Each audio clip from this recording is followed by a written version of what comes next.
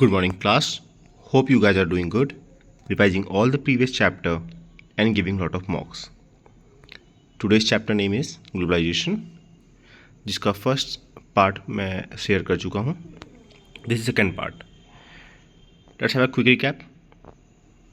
First of all, I would like to explain you कि globalisation मतलब होता ही क्या है. जैसे कि आप देख पा रहे होंगे, ग्लोबलाइजेशन में एक वर्ड है ग्लोबल. डैट मीन्स बच्चों ये पूरे वर्ल्ड से कनेक्टेड है. तो what you will write in exam?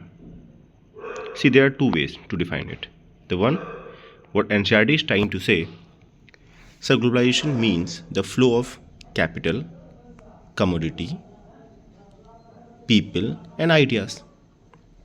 मतलब, what are the four things I've said? Whatever, the first one was commodity, है ना, सामान का जाना, फ्लो करना, और people, लोगों का, obviously, ideas, obviously whatever we are thinking or others are thinking, that can be also shared, and capital also.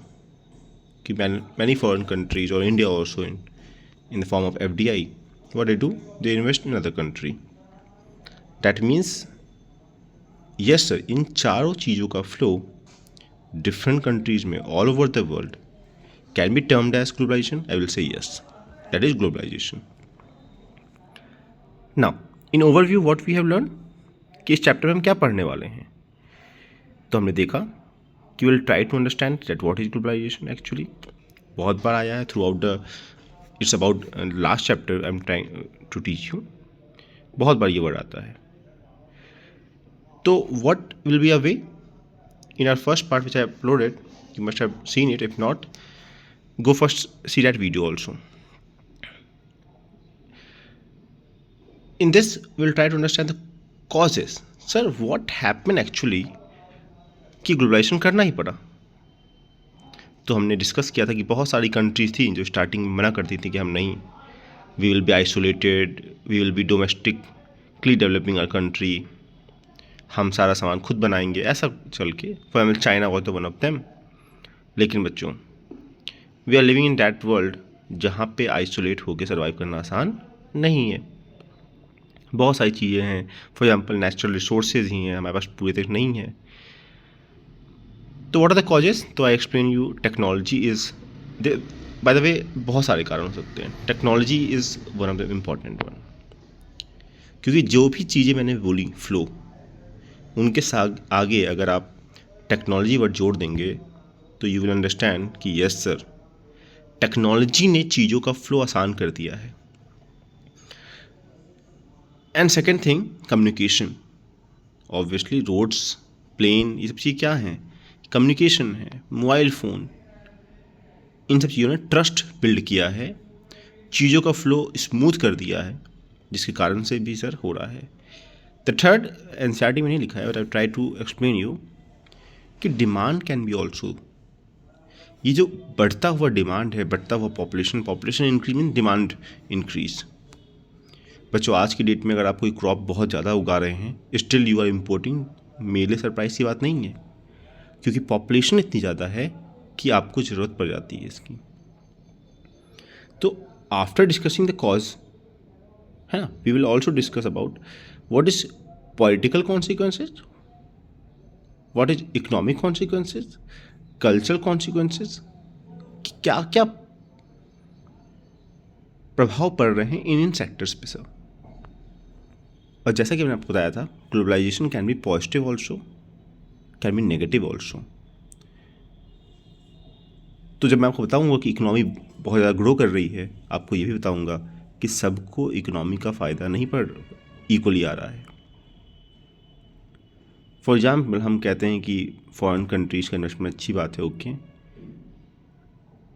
अगर क्या होगा कि अगर कोई फॉरेन फूड चेन या फिर रिटेल शॉप की कोई कंपनी यहाँ पे आ जाए, क्या सर जो रिटेल शॉप्स की ऑलरेडी यहाँ एग्जिस्ट करते हैं, क्या उनको प्रभाव नहीं पड़ेगा? बच्चों, पड़ेगा. अगर लोग उन रिटेल शॉप से छोड़ के किसी चेन के द्वारा शॉपिंग करने लगेंगे, है ना, फॉर एग्जाम्पल रिलायंस अभी इंडिया की है, कोई और कंपनी आके करने लगे, तो फिर that will obviously going to impact those retail shops, उनकी परचेसिंग पावर कम हो जाएगी. तो later we will try to also discuss कि why we are trying to protect our country from globalisation, और इफ़ नॉट कम्प्लीटली प्रोटेक्ट तो कुछ measures हम लगाते हैं कि जिससे हम प्रोटेक्टेड रहें. Now in this first page, the concept of globalization they are trying to explain with examples. Janardhan example they are saying कि he live in India only but he work in a call center, है ना. जैसे वो वहाँ पहुँचता है he start speaking in a different tone, you can say accent is different. See, he is working in India, है ना, but he is working for USA company, है ना. His holidays are different. So sir, what you are trying to explain here related to globalization, that means he is somewhere showing कि service का भी globalisation हुआ है. जो boundary, जो office है, ये ब्रेक करके आप यहाँ रहते हुए दूसरे कंट्री के लिए काम कर रहे हैं because of globalization only. Similarly Ramdhir example, this one Ramdhir example, उसकी बेटी का बर्थडे है. नाउ ही वॉन्ट कि उसको एक साइकिल गिफ्ट करे जो कि सस्ती हो लेकिन मजबूत भी हो साथ साथ. और उसके हाथ क्या आ रहा है? एक चाइना में बनी हुई बाइसाइकिल. और लास्ट ईयर भी उसने जो डॉल गिफ्ट की थी अपनी डॉटर को, वो यूएसए में बना था. तो यहाँ पे क्या हम समझ रहे हैं कि चीज़ों का ट्रांसफ़र, चीज़ों का फ्लो, गुड्स का फ्लो, कमोडिटीज़ का फ्लो, यू कैन से, इज़ ऑल्सो पॉसिबल. सारिका के एग्जाम्पल्स हम क्या समझना चाह रहे हैं? सारिका के एग्जाम्पल्स हम ये समझना चाह रहे हैं कि सर वो ऐसे फैमिली में बड़ी हुई है जहाँ पे लड़कियाँ पढ़ती नहीं थी. शी इज़ द फर्स्ट, है ना, जो कि शिक्षा प्राप्त की. और बच्चों ये क्यों पॉसिबल हो पाया होगा? हम सब देख रहे हैं, हम सब वेस्टर्न कल्चर को देख रहे हैं, वेस्टर्न कल्चर को प्रमोट करते हैं, वेस्टर्न कल्चर को कहीं ना कहीं हम आइडियल मानने लगते हैं. तो क्योंकि वहाँ से वो आइडिया आया होगा कि वुमेन्स हर जगह राइट पाती हैं, तो now she is thinking to work also. तो आइडियाज़ का फ्लो यहाँ दिखाया गया है. अगर आपको रिकैप करूँ, जो कि 4th पैराग्राफ में लिखा हुआ है, ये सारे एग्जाम्पल्स क्या दर्शा रहे हैं कि ग्लोबलाइजेशन ने किस तरह का इम्पैक्ट लाया है. ग्लोबलाइजेशन जहाँ पे जनार्दन सर्विस का ग्लोबलाइजेशन दिखा रहे हैं, रामधीर कम्युनिटी का ग्लोबलाइजेशन दिखा रहे हैं, और आइडियाज़ का Sarika.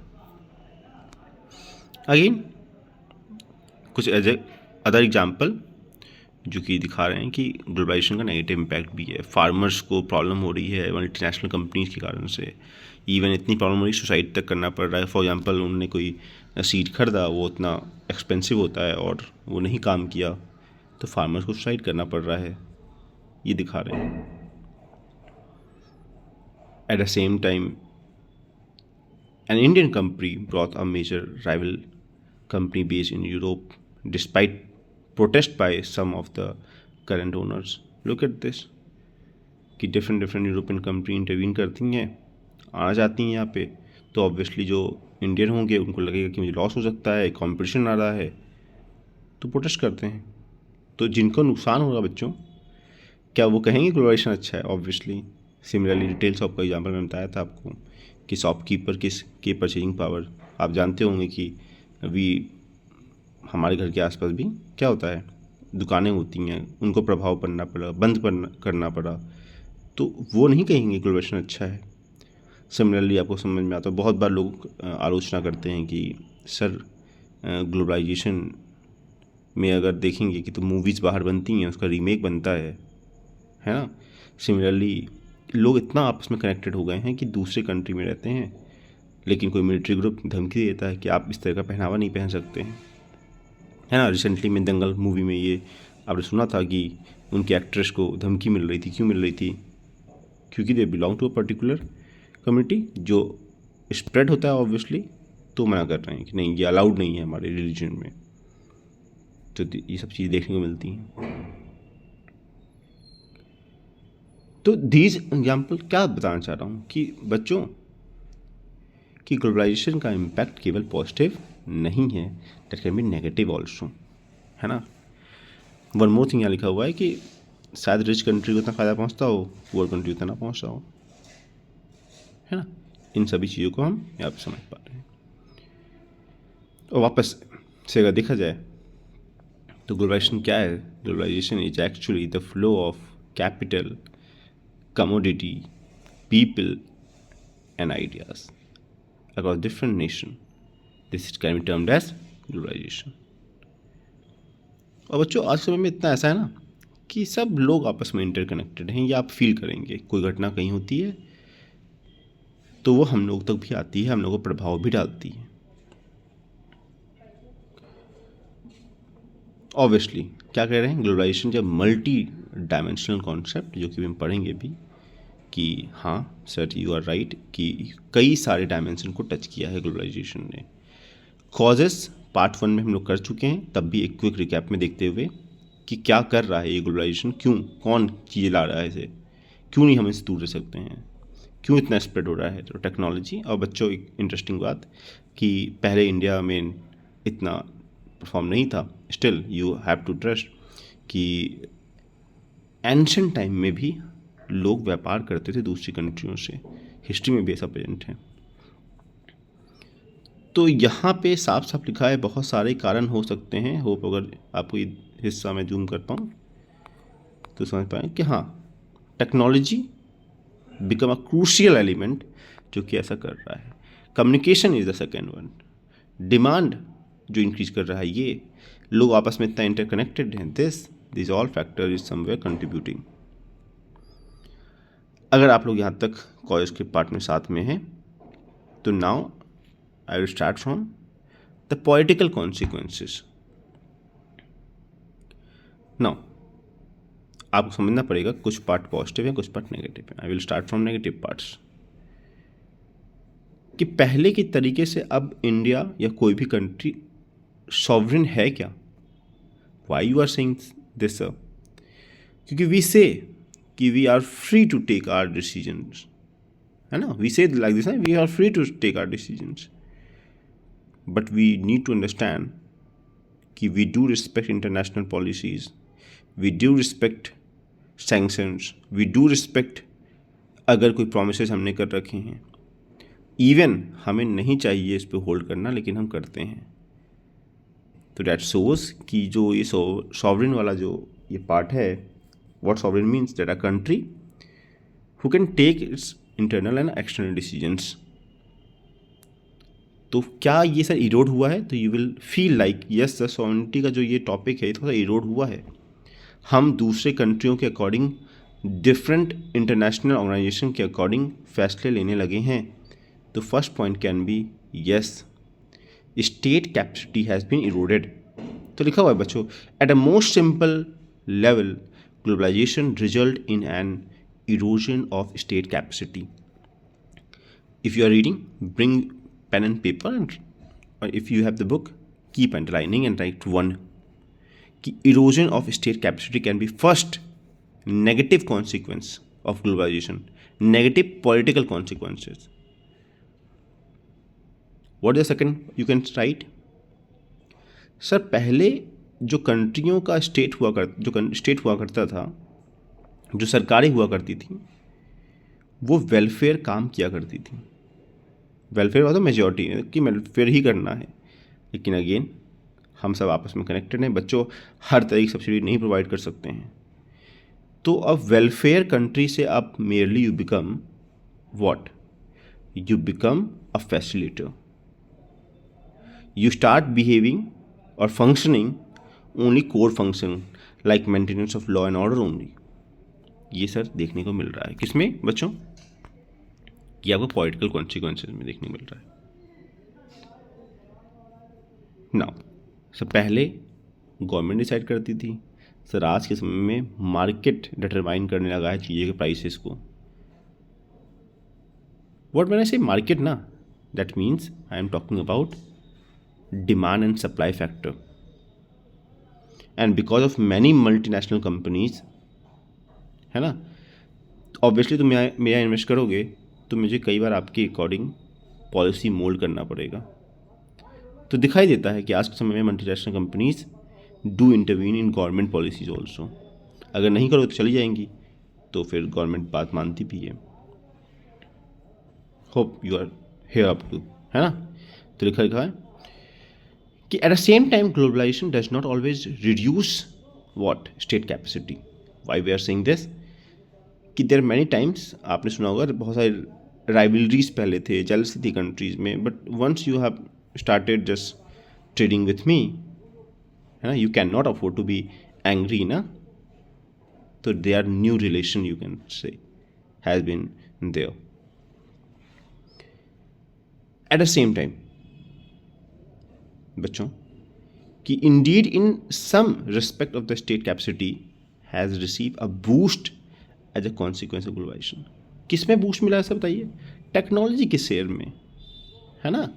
And that technology is giving lot of information to the state, और उस इंफॉर्मेशन का इस्तेमाल अपने एडमिनिस्ट्रेशन में बेटर रूल्स एंड रेगुलेशन को अप्लाई करने में इस्तेमाल कर रही कंट्रियाँ, है ना। तो लिखा हुआ है state become more powerful than they were earlier as the outcome of new technology. तो इफ यू हैव नोटिस्ड कि I shared 7 political consequences out of 7, 4 were in negative side and 3 were in the positive side. This is in NCERT. For example, reduction of state capacity, a welfare state becoming a facilitator, and then we talk about that how this market had determined the prices of commodities, and later we understand how these MNCs are intervening in government policies. These were the negative one. The third one was, yes, new relation has been established in a positive way. Now second one was in this positive one, second one was share of technology, and third was that was helping in administration, better administration also. Now we can focus on this cartoon also कि it at one side she is worrying कि बच्चा खाना खा लो वरना India China के लोग खा लेंगे, and now other side saying कि आज समझो ऐसा है ना कि आज के समय में ग्लोबलाइजेशन के कारण लोग बाहर की तरफ इतना जॉब कर रहे हैं, देयर सेइंग पढ़ लो बच्चा, सी सेइंग पढ़ लो वरना कोई आपकी जॉब खा जाएगा, है ना। तो लिखा है finished your homework, there are people in China and India who are starving for your job. तो that was the political part.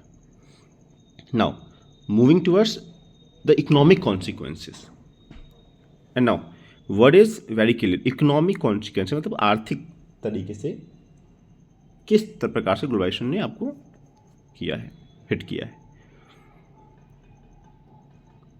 ना बच्चों बहुत बार कन्फ्यूज होता है कि सब लोग ग्लोबलाइजेशन को केवल इकोनॉमिक पर्सपेक्टिव से ही देखते हैं, लेकिन आप अब जानते हैं कि ग्लोबलाइजेशन का प्रभाव केवल इकोनॉमी पे नहीं, आपकी पॉलिटिकल कंडीशन, आपके कल्चर पे भी पड़ता है। पहला आपको बताया मैंने, क्योंकि आप एक समाज में रह रहे हैं, सबके फ़ायदे उठा रहे हैं, आपको भी लाभ हो रहा है, तो आप इंटरनेशनल इंस्टीट्यूशंस की रिस्पेक्ट करेंगे, उनकी बात माननी पड़ेगी।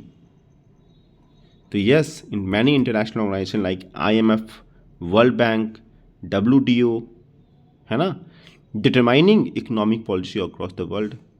If they are determining that means they have say in your country policy.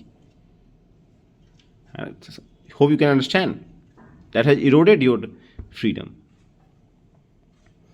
Now, economic globalization involves many actors other than these international। बच्चों ये अंडरलाइन का पार्ट वर्क नहीं कर रहा है, वरना मैं अंडरलाइन भी करता। फर्स्ट डे है तो शायद थोड़ी दिक्कत हो, वरना चलो ये मैं बता रहा हूँ, यहाँ पे हूँ कहीं पे, ठीक है। सपोज मैं यहाँ पे हूँ कि economic globalization involves many other factor other than these international institutions. A much broader way of understanding economic globalization requires us to look the distribution of economic gain. This is also there बच्चों कि there are who get most from the globalization, who get less indeed, who loses from it. There are many बच्चों who are getting lot of profit because of globalization, but at the same time there are many who are getting loss also. At the same time बच्चों बहुत लोग willingly participate कर रहे हैं, बहुत लोगों को करना पड़ रहा है क्योंकि they are the part of globalization now, है ना, करना पड़ रहा है। एक्सचेंज ऑफ कम्युनिटी के बारे में कोई कुछ लोग विल से कर रहे हैं, कुछ लोग फोर्सफुली कर रहे हैं। बच्चों इन फ्लो के कारण से आपका मार्केट बढ़ा हुआ है, that can be the fourth thing. Hope you understand this. Eight the same time बच्चों ग्लोबलाइजेशन के कारण जो रिस्ट्रिक्शन पहले लगाए जाते थे, फॉर एग्जाम्पल बच्चों मैं यहाँ पर लाइन करूँगा आपके लिए ये पार्ट, जो रिस्ट्रिक्शन लगाए जाते थे वो भी कम हुए हैं, आपको ये समझना पड़ेगा।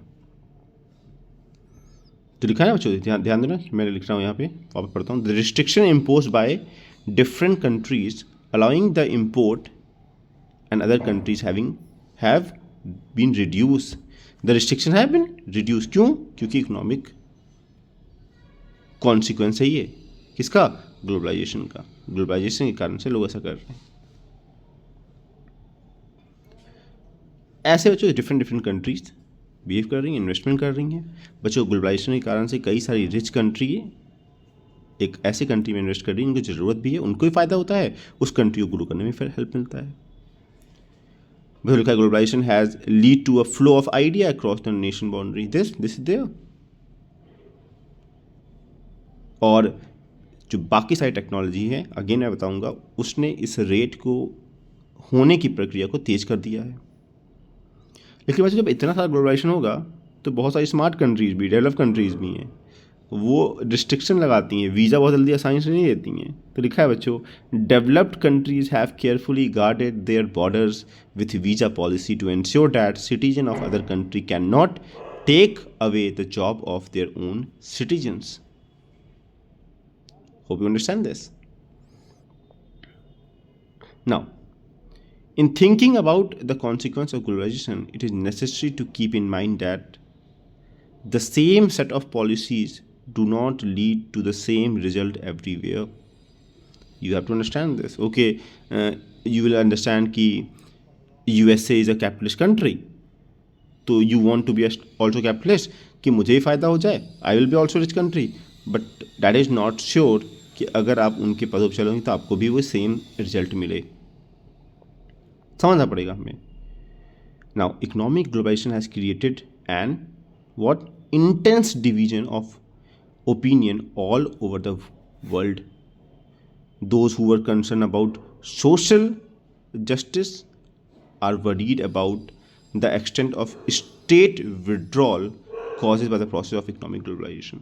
बच्चों बहुत ज़्यादा कुछ लोग चिंता करते हैं कि क्या होगा अगर ऐसे चलता रहा, तो हमारा स्टेट तो वेलफेयर से कितनी तेज़ी से अपने आप को पीछे खींच रहा है।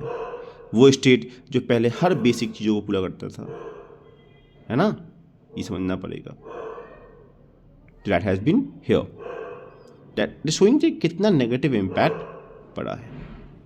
लेकिन बच्चों सब लोग बुराई नहीं कर रहे हैं। There are few who feel कि ग्लोबलाइजेशन तो आना ही है, अगर आप विकास की तरफ जाएंगे तो वहाँ पे आपको देखने को मिलेगा कि ग्लोबलाइजेशन है। तो आप क्या कर सकते हैं, आप उसके लिए तैयार रह सकते हैं, उसके लिए आप नई अच्छी पॉलिसी बना सकते हैं।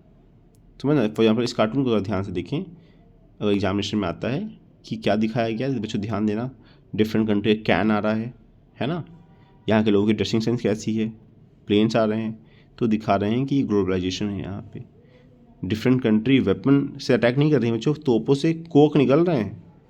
मतलब आपकी कंट्री में मोस्टली अगर सामान दूसरी कंट्री का, तो फ़ायदा किसे हो रहा होगा, दूसरी कंट्री को हो रहा होगा। ठीक है, अगर आप यहाँ तक हैं तो मैं आगे बढ़ता हूँ। Last part, that is culture consequences. बच्चों कल्चर में बहुत सारी चीज़ें आ जाती हैं, हमारा खान पान, हमारा पहनावा, क्या इस पर प्रभावित हो रहा है? हाँ बच्चों, बहुत प्रभावित हो रहा है।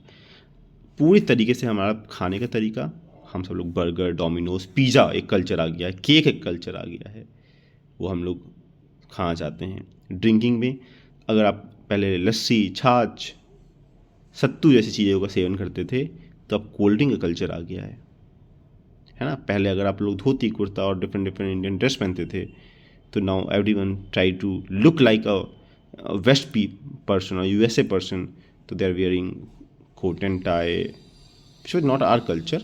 आई am trying to convince you that. और इसके कारण से एक वर्ड यहाँ बच्चों यूज हुआ है, होमोजनाइजेशन या होमोजिनिटी यू कैन से, या homogeneous you can say. Homo means बच्चों same, across the nation, across the world अब सभी लोग मोर और लेस सेम दिखाई दे रहे हैं, क्योंकि ये कल्चरल कॉन्सिक्वेंस है किसका? ग्लोबलाइजेशन का। ग्लोबलाइजेशन ने आज के समय में सबको सेम बना दिया, यूनिफॉर्म कल्चर लाने का ट्राई किया है। लेकिन बच्चों ये भी नहीं कि पूरी तरीके से हम लोग बात मानते हैं कि अगर हमने वेस्ट की जीन्स पहनी तो हमने उन्हें अपना कुर्ता भी तो दिया, एक इंडो वेस्टर्न कल्चर बनाने का प्रयास किया। That is also in the picture. कुछ लोग ये भी कहते हैं, कुछ लोग ये भी कह रहे हैं कि इट्स ट्रू कि हम लोग पिज़्ज़ा बर्गर खाने लगे हैं, लेकिन जब हमें डोसा खाने का मन करेगा, साउथ इंडियन फूड खाने का मन करेगा, कोई इंडियन फूड खाने का मन करेगा, तो वो चीज़ उस टेस्ट को रिप्लेस नहीं कर सकता है। तो ग्लोबलाइजेशन ने ऑप्शंस बढ़ा दिए हैं आपके, हर चीज़ में लेके, ड्रेस में लेके, खान पान में लेके, दैट देयर से। और बाद में बच्चों बहुत सारे लोग कह रहे हैं कि ग्लोबलाइजेशन का नेगेटिव इम्पैक्ट क्या है, कि बहुत ज़्यादा इन्फ्लुएंस कर रहा है, समझना पड़ेगा हमें। और एट द सेम टाइम जो कल्चर हमारा नहीं था, अब वो कल्चर भी हम लोग परफॉर्म करते हैं कहीं ना कहीं रेगुलर इंटरवल पे।